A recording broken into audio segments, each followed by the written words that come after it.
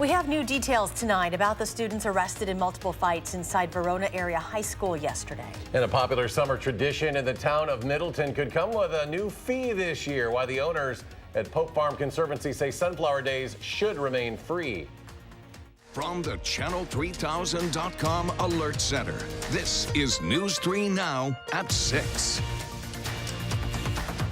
Thank you for joining us tonight. 3 Verona Area High School students are facing charges after 3 fights broke out at school yesterday.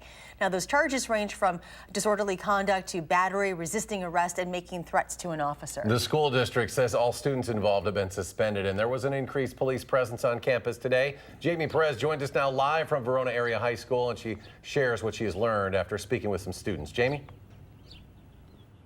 Well, the students that I spoke with said that this fight is all anybody has been talking about all day, given that there was an increased police presence on campus today to make sure that nothing escalated into any events today. Now, what you're about to see is some cell phone footage from some of those fights, plus hearing from a student about what today has been like. I walked down to the lunchroom, and I just saw like a bunch of people piled up on each other, just fighting. For Amarian Murray, this was not what he expected his Thursday afternoon to look like. A girl was slammed on the ground by 2 police officers, and that one was because they wanted to search her because, I don't know, we were on lockdown or something, and she was going out to probably fight another one. Police were called in to help de-escalate 3 fights that broke out around lunchtime at Verona Area High School. In an email the principal sent to parents, she notes how students were put in a classroom hold during the fights, but didn't mention a lot of the details described in the police report, including things like the parents who came into the high school and threatened staff, the police school liaison officer who was physically restraining a student, making it difficult for them to call for backup, a police officer who was punched in the face by a student, another student who was arrested after flipping over a table, and a staff member who needed medical attention after trying to intervene. Man, everything is so crazy. Like, why is everyone fighting? Like, this is just ridiculous. 3 students were arrested and 2 students and a staff member were injured. One of them is doing fine. The other one is actually somewhere wandering around campus. As police have been monitoring the school today, this is all anyone's talking about. Everyone's just talking about the fight, talking about how there's going to be more fights, police, all that. The students involved have been suspended, and because of the threats that more fights would happen today, many students didn't show up. Usually the lunchroom is packed, but today, in the lunchroom, there was like nobody. It was like a ghost town. Police are still investigating, and Murray just hopes this was an isolated incident. Had there been any issues at the school in terms of fights or violence before yesterday? Yeah, but like not as bad as yesterday. Nowhere near as bad. The school district and police tell me that they have been in meetings all day, so they were not available to comment further on the situation today. But they said that once the investigation is all wrapped up, they do anticipate more charges will be filed. And new at 6, the State Department of Health Services is launching a statewide campaign to urge parents to vaccinate their children. The campaign targets parents with kids 3 and younger. State public health officials say while measles is top of mind now, they'll be highlighting immunizations that protect children from 14 serious illnesses, some that could be deadly. In 2018, Wisconsin's vaccination rate for children up to 2 years old was 72%. Investigators are working to determine what caused a crash in Dodge County that killed a teenager yesterday. Initially, it shows a car drove through a stop sign and crashed into a pickup truck. The 19-year-old driver was taken to the hospital and is expected to be okay. A 19-year-old man was pronounced dead at the scene, and 2 other passengers, a 19-year-old man and a 16-year-old girl, were taken to the hospital. The Dodge County Sheriff says alcohol was not involved. The Kenosha teenager suspected of killing a 16-year-old girl and hurting her mother yesterday is in police custody. 15-year-old Martise Fuller was arrested as a person of interest this morning in Racine. Police say he had a relationship with Kaylee Juga before the shooting. Her mother is in serious condition. Fuller is a student at an online charter school and previously attended Bradford High School. Bradford remained closed for the day even after he was arrested. Kenosha Unified School District says counselors are available. To weather now, sunny today and tomorrow, but we could see showers for Mother's Day. Let's check your first alert forecast now with meteorologist Dave Caulfield. Dave? Yeah, we're watching the possibility of some raindrops just in time for those Mother's Day festivities on Sunday. Right now, though, we're still dealing with a lot of sunshine in Platteville. Plenty of blue sky to go around on the Queen Bee Radio Skycam in this part of Grant County. County. Looking closer to Dane County and Madison, the WISC-TV Skycam looking at those partly sunny skies. It's pleasant this evening with temperatures still in the upper 50s. Southwest wind at 6 miles per hour, relatively low dew point as well. Some other temperatures still at 60 in Lone Rock and in Boscobel, 63 in Mineral Point, 59 in Janesville. That is quite a bit warmer compared to this time yesterday, about 10 to 20 degrees warmer, especially for our friends in Mineral Point compared to this time on Thursday. Your day planner, temperatures falling through the 50s and 40s this evening. Overnight, we'll see those temps dip into the upper 30s in some spots, but we should be relatively pleasant tomorrow. Maybe a few showers west of Madison tomorrow, and then we have to talk about the possibility of some more raindrops for Mother's Day. We'll take a look at that in your First Alert forecast in just a few minutes. Dave, thank you. Flags are at half-staff today to honor law enforcement who gave their lives serving their community. Irvine, Milwaukee Police Department, end of watch, June 7th, 2018. And Officer Michael J. Mahalski, Milwaukee Police Department, end of watch, July 25th, 2018. This year, 2 names were added to the law enforcement memorial on the Capitol grounds. Officer Charles Irvine of the Milwaukee Police Department was killed while pursuing another vehicle.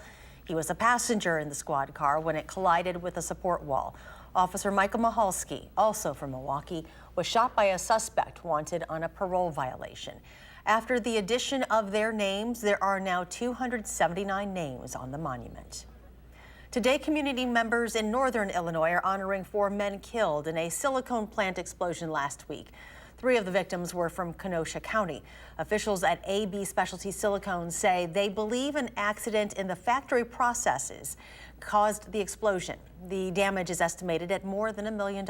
A new audit finds continuing problems at Wisconsin's Economic Development Agency. According to an audit from the nonpartisan Legislative Audit Bureau, only about 35% of the required jobs had been created by recipients of tax credit and loan awards through the fiscal year that ended June of 2018.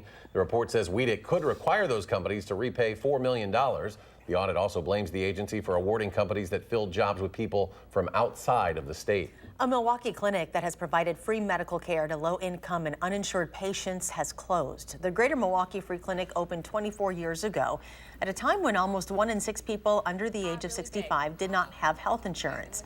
Insurance coverage has expanded since then through Badger Care and the Affordable Care Act. The nonprofit cites financial challenges and a drop-off in patient numbers as their reasons for closing. Farmers are planting the famous sunflowers at the Pope Farm Conservancy to return in July after their absence last summer. For the first time, the town of Middleton is putting on the event, approving their plan with an events contractor this week. But there is some controversy. New at 6, Madeline O'Neill shares the story behind that and what you can expect this year. Charlotte and Eric, since 2007, the sunflowers at Pope Farm Conservancy have grown in popularity, so much so that about 90,000 people came to visit in 2017. That was a bit overwhelming for the volunteers who ran the event, and they're handing it off to the town of Middleton this year. But the Pope family has some concerns. This is something special. So special that Dave Zorb's mother and father-in-law wanted to share their land with everyone. Well, I come up here on a regular basis. So his family sold the 105 acres to the town of Middleton around the turn of this century, creating what's now known as the Pope Farm Conservancy, perhaps best known for its nearly annual sunflowers. It's up here and then down. They're not sprouting yet, but farmers are planting nearly 10 acres worth in preparation for this year's Sunflower Days. We want to make sure that my mother and Art's vision is put forward. Zorb worries that vision is not shared by the town of Middleton. It's a really special event we're super excited about. Zorb and town administrator and treasurer Greg DiMaselli have the same aim. We want to share the sunflower, the Pope Farm. Where they grow apart is how best to do so. So it's going to be $4 for an adult. Anybody 12 and under is going to be free. But it should be like it's been since day one, free and open to the public. Zorb says his family put a restrictive covenant in their sales agreement with the town to keep the land free and open. You allow it to be compromised you set a precedent for what's going to come in the future. We want to be extremely respectful to them, but we believe, and our attorneys have told us, that we have the right to charge a reasonable fee for entrance. DiMaselli says the fees will go to event overhead and right back into the park. For maintenance and for upkeep and upgrade. For Zorb, it all comes back to this park's roots. Free and open to the public. The town of Middleton says they're talking with the Pope and Zorb family. The 9-day event runs July 26th through August 4th this year. The town will be hiring the company Race Day Events to put on Sunflower Days, which they say will make things like parking and transportation to and from the event run a lot more smoothly. It's absolutely gorgeous when the sunflowers Never seen it. Oh, you I'll have to go. need to get there. Yeah. Maddie, thank you. You're welcome. Thanks, Maddie. Commencement festivities are already underway at the Cole Center tonight. That ceremony tonight is for UW-Madison doctoral students. Undergrads and law students will celebrate at Camp Randall tomorrow. Former Badger J.J. Watt will deliver the commencement address. Mike Leckrone will direct the UW Marching Band one final time, closing out his 50-year career. Tonight, the UW giving honorary degrees as well to legendary musician Steve Miller, a 2016 Rock and Roll Hall of Fame inductee, and a scientist Thomas Brock as well, whose research helped usher in the modern molecular biology. If you're attending tomorrow's event at Camp Randall, we have all the information about parking and free shuttle services. Find it at channel3000.com. Well, lots of graduates will be stopping by the terrace after those ceremonies, but how about going onto the lake to celebrate? This weekend is the start of boat rental season. We'll share the details when News 3 Now at 6 continues. Stay with us.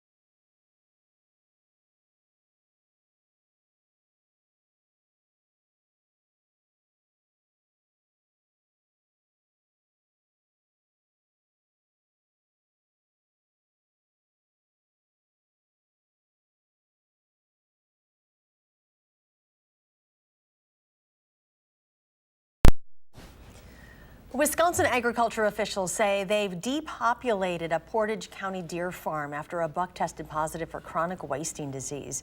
6 of the 30 deer killed at the Grandview Whitetails breeding farm tested positive for CWD. DATCAP officials say the farm's owner cannot have any deer on the property for 5 years. A major employer in Stevens Point will cut its workforce by at least a third in the next 2 years. The Donaldson Company manufacturing plant laid off 29 hourly employees and 6 salaried workers this week. They plan to cut 150 to 200 more jobs.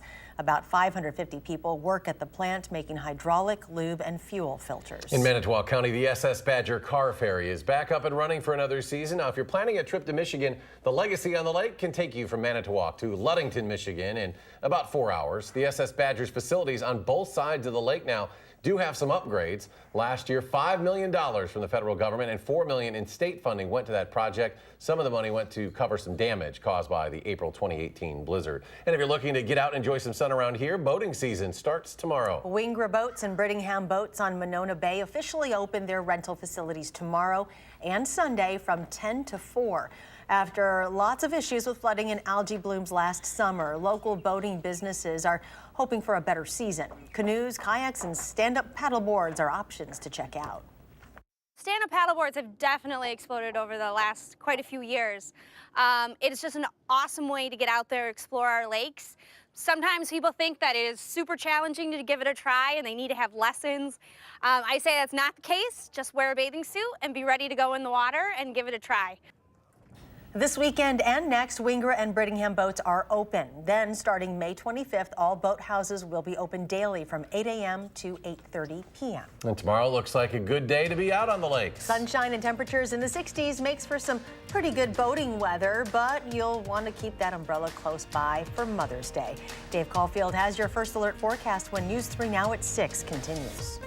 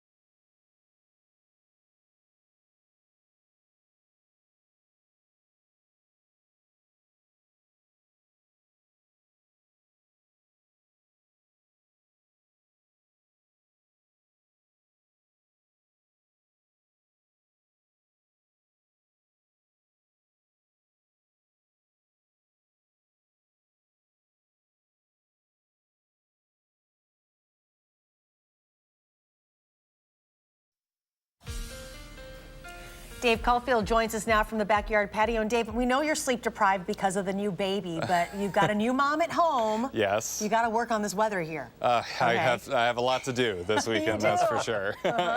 Hopefully I can keep the rain showers away for as long as possible because we want a dry weekend to enjoy all of the festivities that we may have planned this weekend, whether that be for Mother's Day, also graduation weekend at the UW, so lots going on. Well, we can thank the high pressure system that you see on our weather track for the nice weather today. Just some fair weather cumulus clouds forming throughout the day, but plenty of sunshine. We have two low pressure systems, one off to the north and west, one off to the south and west. The one to the south and west will be racing closer to southern Wisconsin and could provide just a few sprinklers or maybe a light shower or two west of Madison tomorrow. I think most of us, though, will be dealing with partly sunny skies. Now that second low pressure system to the north and west will swing through and could provide us some showers for Mother's Day. So all of that coming up in just a little bit. Live look in Madison at the partly sunny skies. It's a very, very nice evening right now across southern Wisconsin. Today's high of 59, about 5 to 10 degrees below normal for this time of year, but still that sunshine made a huge difference in how it felt outside. Some other high temperatures, 55 in Waukesha, so cooler near the lake as it tends to be this time of year, it seems. 61 in Lone Rock, 63 the high in Mineral Point and Boscobel. Right now those temperatures are pretty close to their daytime highs, but we have dipped into the upper 50s and lower 60s in some other spots. So as far as May precipitation goes, we've had a lot of it. We've had a lot of rainy days over the last week and a half to start the month of May, and we're actually running about 3/4 of an inch of rain ahead of schedule for this time of the month, but we're dry today and hopefully we can stay dry tomorrow. Now on Mother's Day there is a chance of a few showers, especially later on in the afternoon, but the good news I have to report is our forecast models have been backing off a little bit on those rain chances for Mother's Day, so hopefully that trend continues over the next 24 hours. It does look like that low pressure system gets a little bit too close for comfort, so we still should have that umbrella ready to go, but hopefully we can get those rain chances out of here just in the nick of time. Partly cloudy and cool for tonight with temperatures in the upper 30s. As we take a look at future track, we notice the clouds on the increase ahead of that first low pressure system I was talking about tomorrow. So we will see a little bit of sunshine, but also a good amount of clouds tomorrow. And again, I can't rule out a quick shower or two, especially west of Madison, as that low continues to push on through. Then as we head into Sunday, starting off in the low 40s, and you can see on future track, really not too optimistic about that green getting out of Iowa into Wisconsin. So hopefully that trend continues and we can stay dry on Mother's Day. But again, we still need to be prepared for the possibility of those showers. We should be dry on Monday with temperatures in the 60s. Then Tuesday and Wednesday, we do have a chance of some more showers and thunderstorms, and it looks like another rainy stretch of weather arrives by the time we get to next weekend. Steve Stricker is halfway home to doing something he's never done before in his professional golfing career. The story is coming up in sports.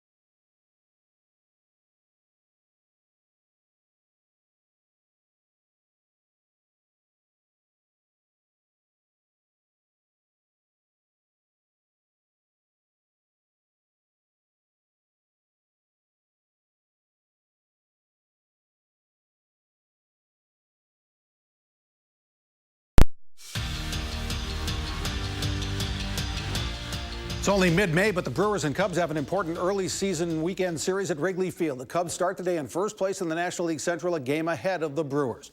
Ryan Braun is a heck of a hitter at Wrigley Field. Over the years, he's hitting almost .330 there, and today he gets career home run number 18 at Wrigley. That's the first run of the game in the fourth inning. Brewers get 2 more in the seventh, 2 more in the eighth, and 2 more in the ninth.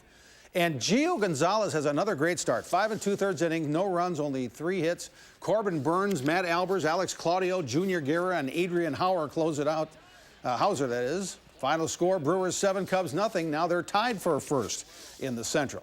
A couple years ago, the Badgers softball team made a pretty good run in the NCAA tournament. Well, this year's edition could have that same kind of magic. At the Big Ten tournament in Bloomington, Indiana, the Badgers win their quarterfinal against Ohio State. Everything clicks for Wisconsin. Offensively, Taylor Johnson goes 3 for 4 with that long home run to dead center field. Badgers put up 10 runs against the Buckeyes. And pitcher Caitlin Menz was just as good as the offense. She allowed just 3 hits, only 1 earned run, walked 1, struck out 6. The Badgers run rule Ohio State 10-1 in 6 innings. Wisconsin's 40th win of the season puts them into the semifinals tomorrow against the top seed, Michigan. Now, with bad weather on the way, they've moved up the start of that game to 8 a.m. tomorrow morning between Wisconsin and Michigan. The Bucks will be without Pau Gasol for the rest of the season. Gasol had surgery to repair a stress fracture in his left foot. He was signed by the Bucks in March 3rd, but played only 3 games for the Bucks before he was injured. One player who should be more of a factor in the Eastern Conference Final is Malcolm Brogdon, who played Wednesday for the first time since mid-March with a plantar fascia injury. Brogdon says he felt really good in his return. I felt like I was 100%. You know, it's one of those tricky things where you come back, your team's playing really well without you. So you don't want to mess up chemistry. You don't want to force stuff. You want to ease your way into the game and try to fit in a little bit. So I tried to do that. It can definitely be tough, given the circumstances, coming back in the second round of the playoffs, and then having your team play at such a high level. Everybody around you is playing well. But that's the part that really makes it easier for me, getting rhythm, people sharing the ball, people making shots. Steve Stricker is considered to be one of the best golfers never to win a major. Well, Stricker could change that title this week at the PGA Tour Champions event in Alabama. Halfway through the region's tradition, which is a major for the 50 and over crowd, Stricker shot 6 under par 64 as his usually trusty putter was even better than usual. He has a 2-shot lead on David Toms through 36 holes in this 4-round event, which is rare for PGA Tour champions. After his lowest round of the season, Stricker sent a special message home. I got to wish my daughter a happy birthday. Absolutely. Yeah, Izzy turns 13 today, so happy birthday, Izzy. There you go. Again, Stricker's lead is 2 heading into the weekend. He looks for his first major title. Jerry Kelly just couldn't get much going today. He's in the top 25, but 9 shots behind Stricker with round 3 tomorrow in Hoover, Alabama. Well, happy birthday, Izzy. And their other daughter, Bobby, is actually a member of the UW golf team, so apple doesn't fall far from the tree sometimes. He always gets that little emotional quiver in his voice when talking about his family. He's such a good family guy. Jay, thank you. Dave, final check. Important weekend forecast for graduates and for moms. Yeah, no pressure. Yeah. Oh, boy. Hopefully they don't revoke my diploma if it doesn't go well this weekend, that's for sure. 39 degrees for tonight, so a little bit on the cool side once again under partly cloudy skies. The 7 to 10 day forecast. Tomorrow, I think temperatures will be in the low 60s with a little bit of sunshine, also some clouds. Can't rule out a quick shower west of Madison tomorrow, but I think the better rain chances arrive on Mother's Day for Sunday, so have that umbrella ready to go. The good news is our models have been trending downward with that rain chance, so hopefully it keeps going in that direction. All right, Dave, thanks. Thanks for joining us at 6. Enjoy your evening, and we'll see you back here at 10.